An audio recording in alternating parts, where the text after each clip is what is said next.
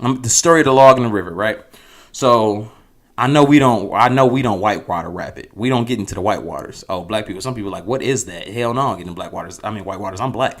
White waters is when the waters are rushing so fast that they clash together and you got these splashes and all you see is a white.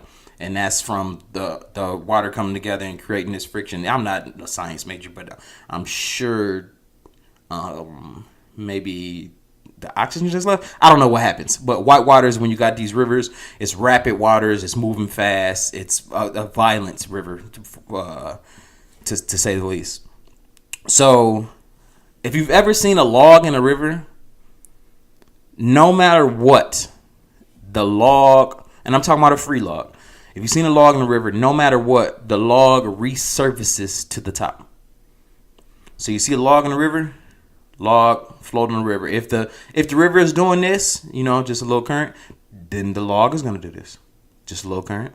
But even if the river is going crazy, then the log might go crazy at a time, and the log may go under. When the river is going crazy and you get those white waters, most likely yes, the log is going to go under, but it's not going to stay under because it's buoyant. Okay, so that wood has the ability or tendency to float in water. So it's buoyant in water. That wood is buoyant in water. So no matter what, it will get back to its positioning, which is floating on the water. I feel like we are buoyant in life because of Christ, because of God. We are buoyant in life. No matter what happens, we have the properties to be able to get back to the top of the river. No matter what happens to that log, it has, now let's go into science. It has the properties. It has the properties to be buoyant enough to float above that water. So that means something in the properties of that wood is lighter than all of the properties that make up water. So no matter what, it's two things that cannot be wrong. God and science. And probably math.